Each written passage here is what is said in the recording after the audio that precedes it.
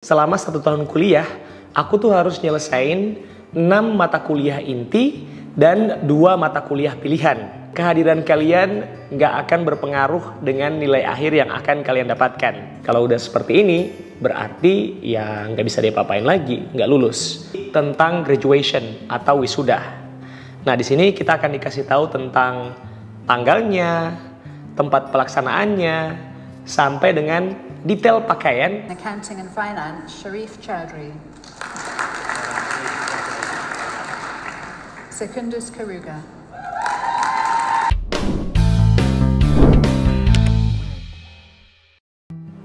Halo semuanya, kali ini aku akan bahas tentang kuliah master atau kuliah S2 di Inggris. Nah, nggak banyak yang tahu nih, kalau ternyata kuliah S2 di Inggris itu bisa diselesaikan dalam waktu 1 tahun aja. Kenapa aku bisa tahu? Ya karena aku udah ngalamin prosesnya.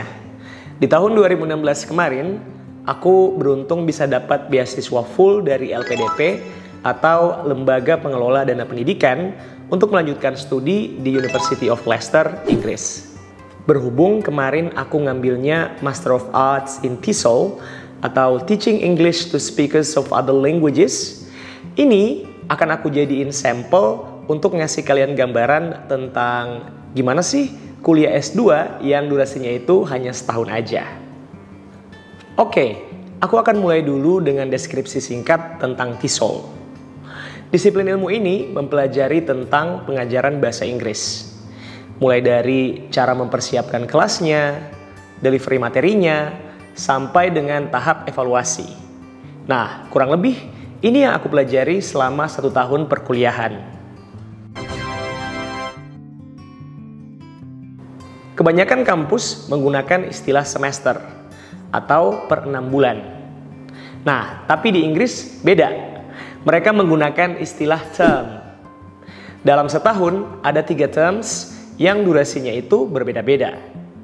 Term 1 berlangsung selama 4 bulan, dari bulan September sampai dengan Desember.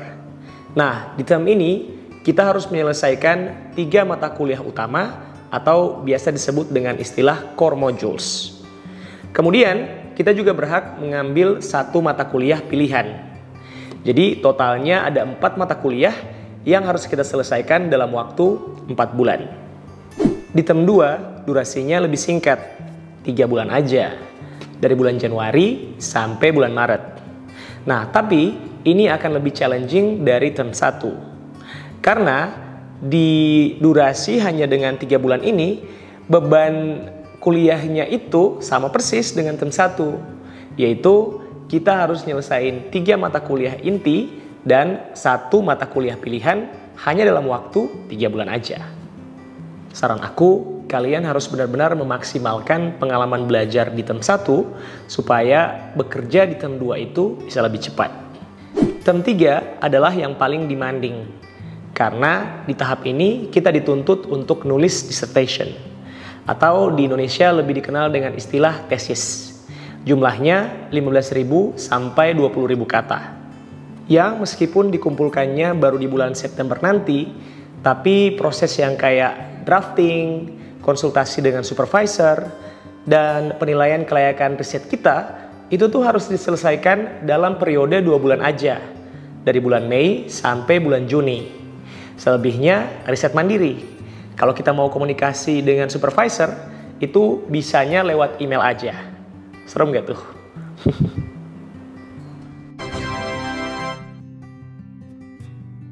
Salah satu hal menarik tentang penilaian di kampus Inggris itu kehadiran kalian nggak akan berpengaruh dengan nilai akhir yang akan kalian dapatkan.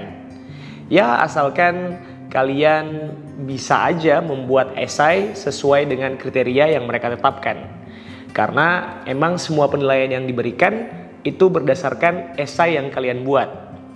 Nggak semuanya sih, ada juga kalau di kasusnya aku, itu ada 2 mata kuliah yang penilaiannya bukan esai, tapi lewat exam, written exam atau ujian tertulis. Tapi hanya 2 aja. Selebihnya itu pakai sistem penilaian lewat esai. Ada beberapa teman aku yang jarang banget kelihatan kuliah di kelas. Tapi nilai akhir mereka malah pada bagus-bagus. Nggak taunya itu karena mereka rajin banget nonton rekaman perkuliahan. Jadi setiap perkuliahan kita itu direkam. Nah, nanti semua mahasiswa akan bisa dapat akses rekamannya, yang itu bisa diakses kapanpun dan dimanapun. Agak greget sih lihat teman-teman aku yang kayak gini. Ya, tapi mau gimana lagi, emang sistem perkuliahannya kayak gitu. Jadi kita yang harus menyesuaikan. Kemudian, menurut aku sistem penilaian mereka itu sangat transparan. Mereka membuat semacam kriteria dan juga deskripsinya. Range kriterianya itu dari 0 sampai 100. Kalau untuk nilai 70 sampai dengan 100, itu akan dapat predikat excellent. 60 sampai dengan 69 dapatnya good. Nah, tapi ambang batasnya itu ada di 50 sampai 59. Bagaimana dengan yang di bawah 50? Kalau di bawah 50 berarti nggak lulus. Keterangannya failed on the first submission atau gagal dalam pemasukan tugas tahap pertama. Nah, kalau udah seperti ini, itu kalian akan dikasih kesempatan untuk memasukkan tugas lagi di tahap kedua. Pertanyaannya, gimana kalau misalnya di tahap kedua nggak lulus lagi? Kalau udah seperti ini, berarti ya nggak bisa diapa-apain lagi, nggak lulus. Keterangannya akan berubah menjadi failed on the second submission atau tidak lulus di pemasukan tugas yang kedua. Untuk deskripsi kriteria yang aku sampaikan tadi, itu kalian bisa lihat di tabel berikut ini. Nah, tapi yang benar-benar aku suka nih, itu mereka ngasih tahu semuanya di awal. Jadi kita benar-benar bisa mempersiapkan kuliahnya semaksimal mungkin. Aku udah sempat bahas dissertation ini di bagian awal. Tapi di bagian ini, aku akan buat lebih deep lagi.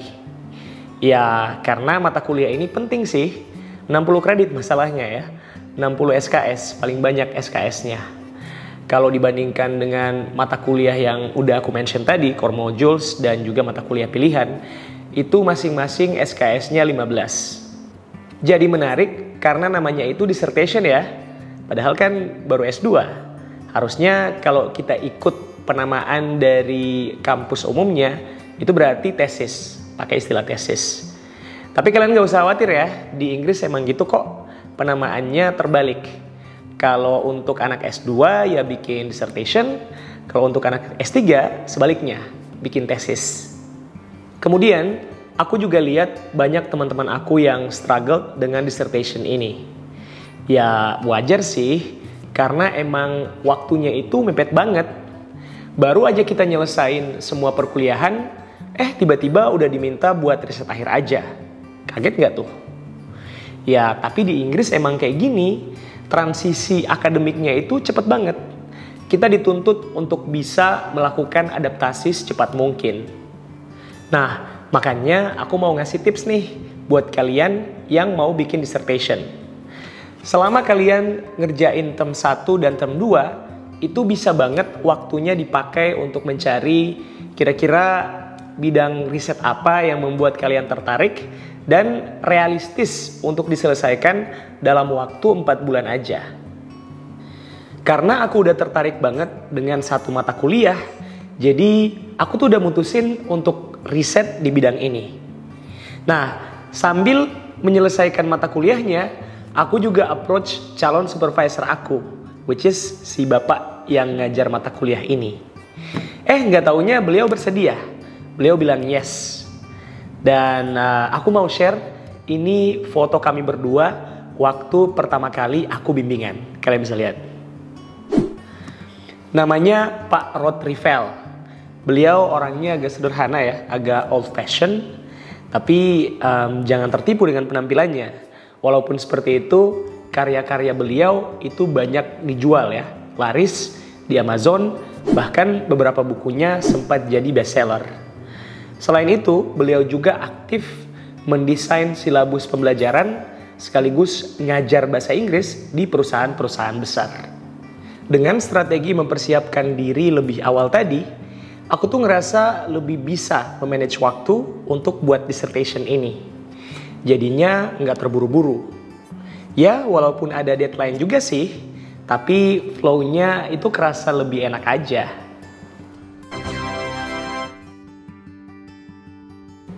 Jadi, selama 1 tahun kuliah, aku tuh harus nyelesain 6 mata kuliah inti dan 2 mata kuliah pilihan, yang masing-masing nilai kreditnya itu adalah 15, atau SKS-nya 15 masing-masing mata kuliah. Disusul dengan dissertation, yang nilainya 60 kredit atau 60 SKS. Jadi, totalnya ada 180 SKS. Lumayan padat sih untuk kuliah setahun. Nah, kalau udah nyelesain semuanya, tentunya tanpa nilai yang error ya. Pada bulan November, kampus akan ngirimin kita email untuk ngasih tahu tentang kelulusan program kita. Informasi ini juga akan disusul dengan informasi tentang graduation atau wisuda. Nah, di sini kita akan dikasih tahu tentang tanggalnya, tempat pelaksanaannya, sampai dengan detail pakaian yang harus dikenakan.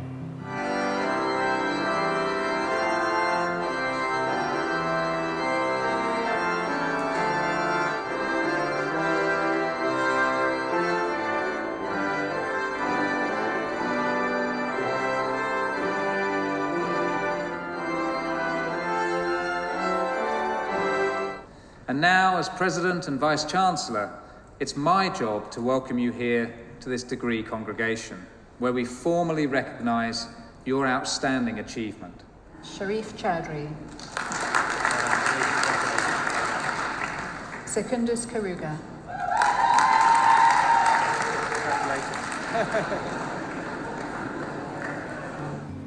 Tapi sayang banget nih buat anak-anak beasiswa.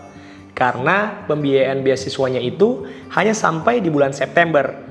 Dari bulan September sampai dengan bulan September di tahun selanjutnya.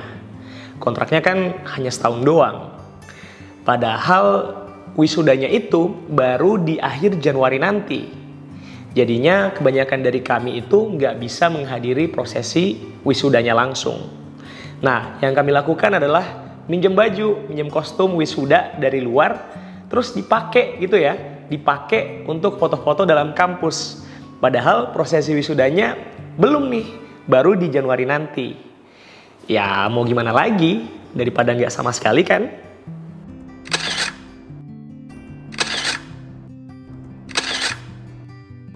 And finally, setelah wisuda, karena aku nggak bisa hadir langsung di prosesi wisudanya, jadi ijazahnya aku itu dikirim dari Leicester dan akhirnya sampai dengan selamat di Gorontalo. Jadi, itulah pengalaman aku kuliah master selama 1 tahun di Inggris. Kalau ada yang kalian mau tanyakan, silahkan boleh lewat kolom komentar. Thank you banget ya buat kalian yang udah nonton. And I'll see you again in the next video. Bye!